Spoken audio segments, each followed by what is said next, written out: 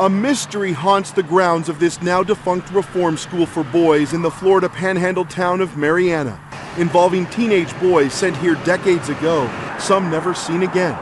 In recent years, former students now in their twilight years have come forward with horrific stories of punishing abuse doled out by school leaders and of friends who vanished, stories told by CNN.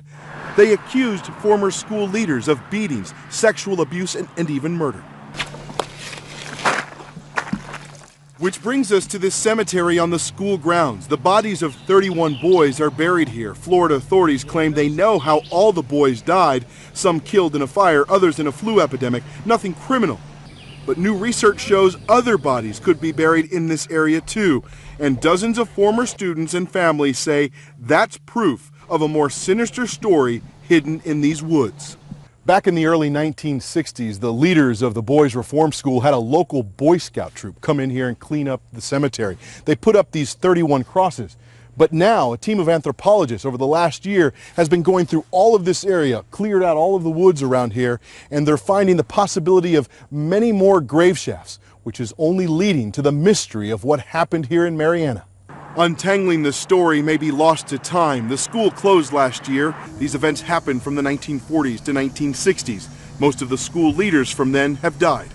But a research project led by University of South Florida anthropologist Aaron Kimmerly turned up evidence of additional grave sites during months of searching the school grounds. Kimmerly says as many as 18 more bodies could be buried here, and that the research team believes a second cemetery could be hidden on the school grounds. We've got something right there. We've found burials within the current marked cemetery, and then we've found burials that extend beyond that. Kimmerly has traveled the world investigating war crimes for the United Nations, searching for mass graves in places like Yugoslavia and Peru. Have you done just this area, or has all of it?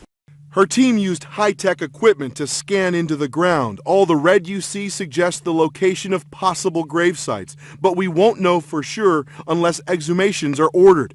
Florida state officials won't comment until they can review Kimmerly's findings.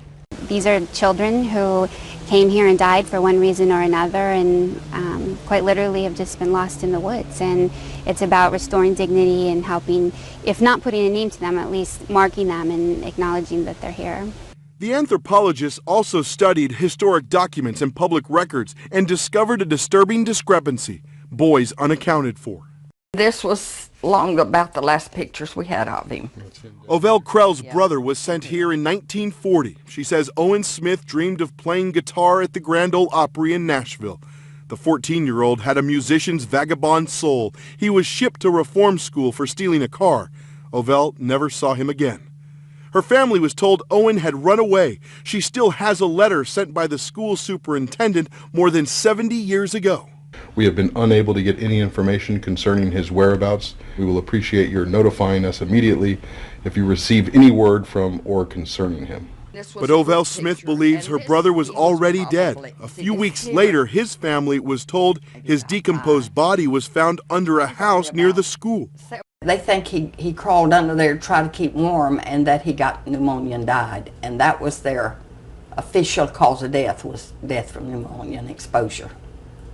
But was that based on anything scientific or any kind of autopsy?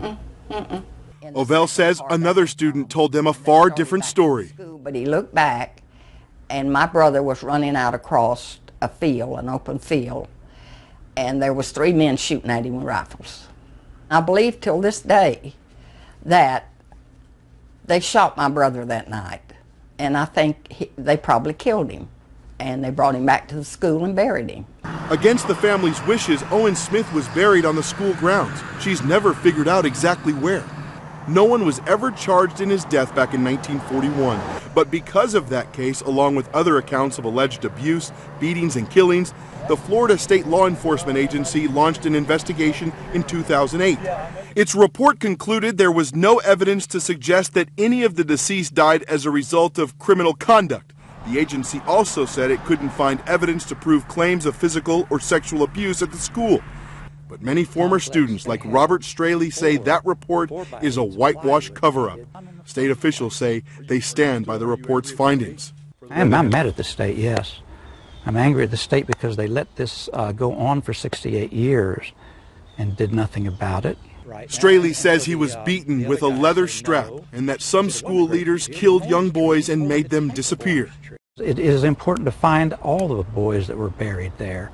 I mean, they're practically crawling out of their graves, crying out, "Help, remember me," you know. To Robert Straley and others, the Florida Reform School for Boys is still hiding an evil, untold past. Ed Lavendera, CNN, Marianna, Florida.